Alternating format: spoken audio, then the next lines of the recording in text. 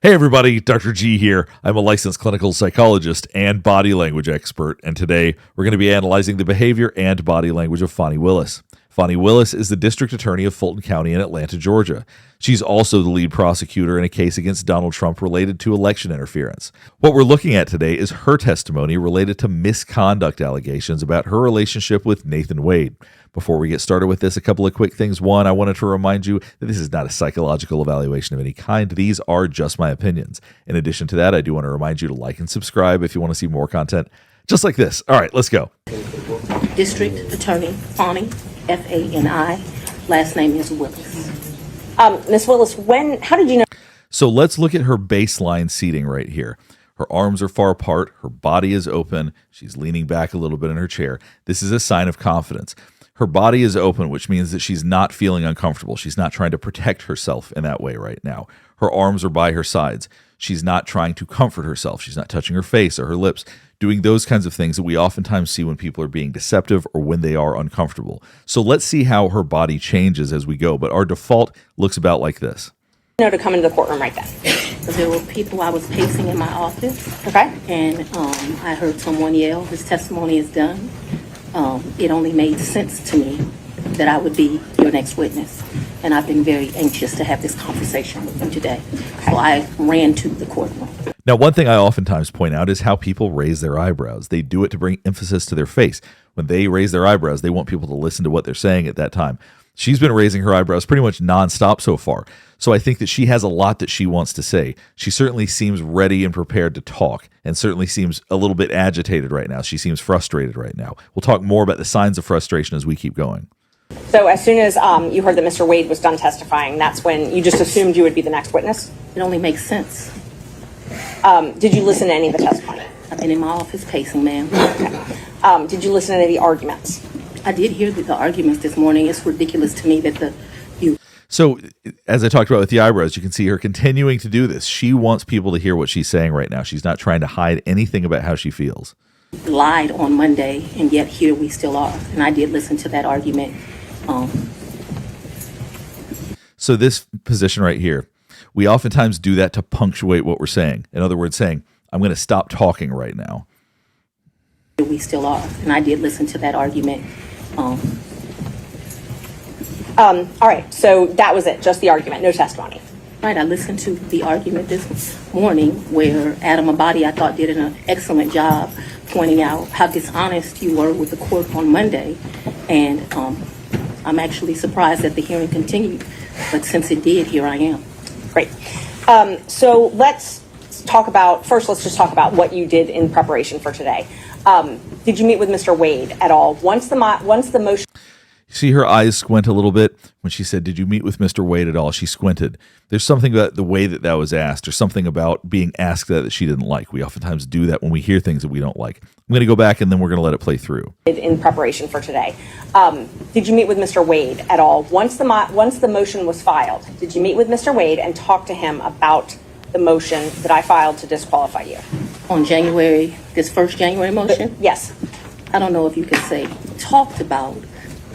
I probably had some choice words about some of the things that you said that were dishonest within this motion. So I don't know that it was a conversation. As you know, Mr. Wade. Now, if you watch her facial expressions, the frustration, the anger comes through. I would be hard-pressed to imagine that she would deny that. I think that she's quite irritated at this point. But watch her brow, watch her nose as we watch this. I probably had some choice words about some of the things. You know, she's bunching up her brow. She's furrowing her nose a little bit. She is feeling irritated by the things that she's saying, and I think that she wants to express that. Things that you said that were dishonest within this motion. So I don't know that it was a conversation. As you know, Mr. Wade is a Southern gentleman. Me, not so much. Okay, but my question was, did you have a conversation with him? I didn't have a substantive conversation. You did not? I read this motion, skimmed it more so, and I've probably said. All right, so once again, you see her leaning back in her chair. Something that I oftentimes talk about also is that when people are feeling emotionally connected to somebody, we tend to lean forward. When we want to gain distance, we lean back. Clearly, she is not a fan of the attorney she's talking with right now. She's been very clear that she does not like her position. She doesn't like things she said. So the idea that she's leaning back accomplishes a couple of things. One, creates a little bit of that distance. Two, it creates a position of comfort, a position of power, because you can sit and be confident. She's, like I said, she's got her arms spread apart. Her nose is turned up a little bit. She looks like she is sitting in a position of power right here. And I think that that's the purpose of this position. I've probably... Now, you may have noticed that she just licked her lips. Now, we oftentimes do that when we're trying to calm ourselves down. Oftentimes, it's due to anxiety when people are on the stand. Once again, as I've pointed out, I don't think that it's anxiety so much for her as it is that she is irritated about what's going on. Skimmed it I've probably said some choice things to him about... Well, I just want to make sure that you answer the question I asked, though. So my question was... I'm going to object. Been asked and answered. Overruled, Mr. Abadi. I told you what happened. I read the motion. I am sure I told him what my opinion of it is. Okay. And past that, we had no substantive conversation. You did not. Okay. Is there something you didn't understand? So the attorney reiterated, "You did not," as though she was making an important point. And Fani Willis, she squinted when she said that. Once again, there's something about the way that the attorney is approaching this that seems to really be getting at her. And past that, we had no substantive conversation. You did not. Okay. Is there something you didn't understand? No, I just wanted to make sure that Okay. you did not have a meeting with... So there's a number of things that we just saw. So once again, this is a bit of a sparring match between two attorneys. So I'm going to point a couple of things out right here. Past that, we had no substantive conversation. You did not. Okay. So at this point, she squints because the attorney's pressing her and she doesn't like it. She feels like it's unnecessary, I think. She's saying, is there something you didn't understand? So as she hears this, she squints her eyes. It's almost a way to block what we're hearing or what we're seeing or what we're thinking. So when you see people squint, oftentimes it's a reaction to something they don't like. You didn't understand? No, I just wanted to make sure that... And then you saw the lip lick afterward. The irritation seems to be building up. You did not have a meeting with him. And so right there, she's poking her tongue into the side of her cheek. We oftentimes do this when we're feeling contempt for somebody. I don't think, once again, that would be a big shock to anybody that she's probably feeling a bit contemptuous towards the person asking her questions right now. I'm in the conference room to discuss the motion. Next question, No. Ms. Merchant. So in the And now she's pointing her finger. We see this as a hostile act. When we talk to people with our finger pointed at them, we immediately react as though it's hostile towards us. We don't like being pointed at.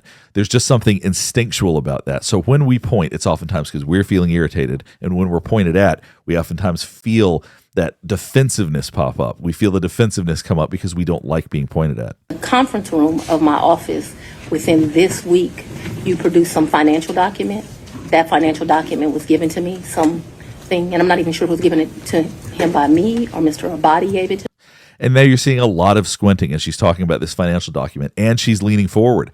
Now, this is a point that maybe frustrates her so much that she's really trying to connect as she talks about this, because this does seem to be something that really irritates her. So it came out that she was pointing first. Now she's squinting as she's talking.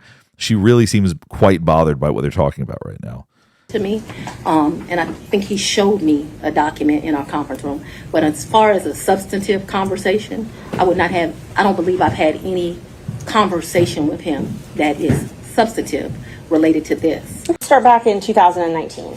Yep. So you and Mr. And as you could hear the way she said, yep, this is intended to be a way that you hear how irritated she is. That is a voluntary way to say that. Oftentimes what we're looking at with body language are things that are involuntary, things that slip out, things that people accidentally say.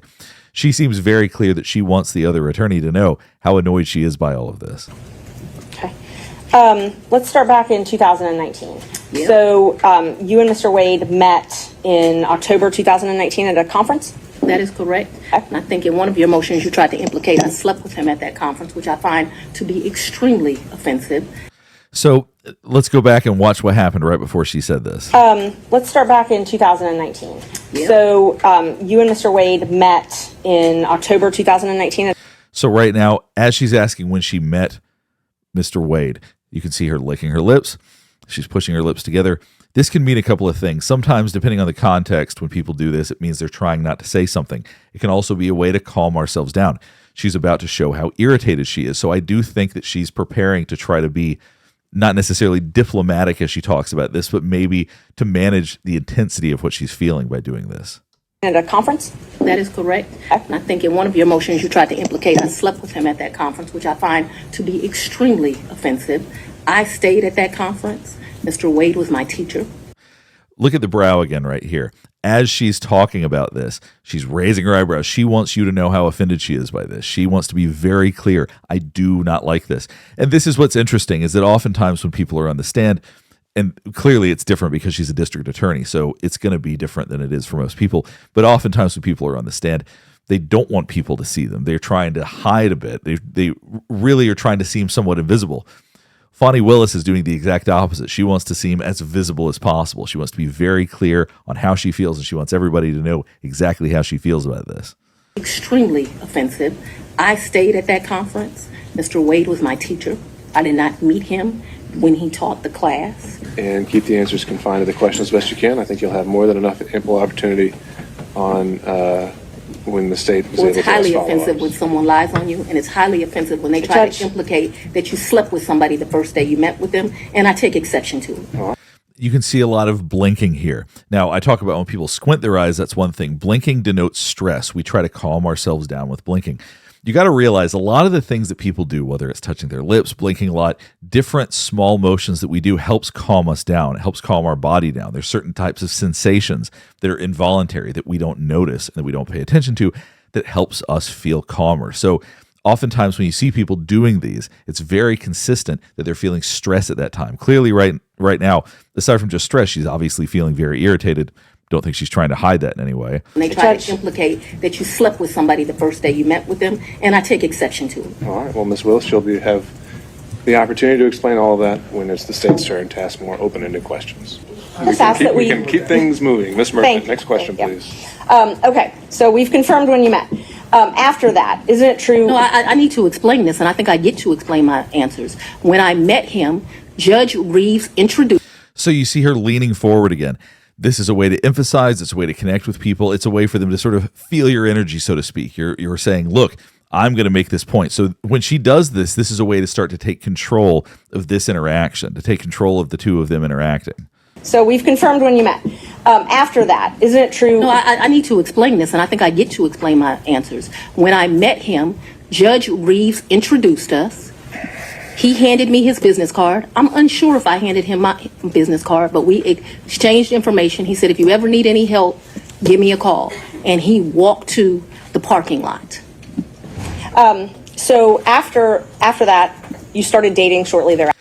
And it's so interesting because this is so different than so much of the body language that we see when people provide testimony. So the leaning forward, once again, that wasn't to connect in a friendly way. Sometimes people lean forward to connect in a friendly way. That was used to control that interaction because she went back to the default of leaning back and keeping that distance once she was done saying what she wanted to say. Same with Aruba. You don't know where that cash came from either, right? Ma'am, you are mischaracterized. One of the interesting things about the way that Fani Willis presents is that she does tend to be very direct. She does tend to be very assertive when it comes to pushing back about things. And what we're not seeing in her body language is trying to calm herself down by closing up. Now, oftentimes when people are being deceptive, when they're lying, those kinds of things, we see the body close up. We see the arms close. We see them try to obscure themselves in some way. We haven't been observing that right here. Right now, we see her touching her neck. Oftentimes, people do that to calm themselves down. Now, she seems to be trying to calm herself down from feeling irritated. That's been a very prominent theme throughout this. She seems to be annoyed with the other attorney, so she does seem to be calming herself down in that way. But she doesn't seem to be closing herself off, which is something that we oftentimes see when people are being deceptive. One thing that I've been looking for as we go from one subject to another is body language that changes. Hers has been fairly consistent. There hasn't been a particular subject that's been brought up that's given her wildly different body language, because that is something that we watch for. Testimony greatly. I'm not going to allow you to mischaracterize my testimony. I know that I keep money in my house. The amounts of money I gave Mr. Wade, it was never that serious. So I consider that one trip. If we didn't come back to Atlanta and leave, we flew down to Miami. We got on a cruise ship. We spent a couple of days with his mama.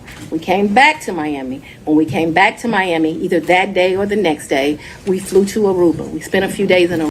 So you see her talking a lot with her hands right now. Now, the emotional center of our brain is very connected to the motion of our bodies. That's part of how we can read body language. So as you see this, we're seeing very little anxiety right now as she's talking about this. Oftentimes when people lie or are deceptive, they feel uncomfortable. They tend to feel anxious. We're not seeing that right now. So does that mean that everything she's saying is true? Not necessarily, but we're not seeing specific signs of deception. Aruba, and we came back. That was really one trip. Even though we went 2 places, it was one trip. So let's talk about the California trip. Napa. So we're going to stop here for now. There's a lot more that we could get into, but her body language does remain relatively stable throughout the rest of the testimony. I can do another video explaining more, or if there's certain parts of her testimony that you want to see, please let me know. But what we essentially saw was somebody who came out and wanted you to see their body language. They wanted you to see them. They wanted you to listen to what they were saying. It seemed like there were a lot of messages that Fani Willis wanted to get across. And it seemed like she wasn't going out of her way to hide anything, at least not from what I could tell. If there are other parts of the testimony that you're really interested in or that you really want me to take a look at, please let me know in the comments below. And if there is anybody else in the news or there's anything else you want me to take a look at, I would also like to hear about that. Last thing before we get wrapped up is I do want to remind you to like and subscribe if you want to see more content just like this. All right, thanks for watching.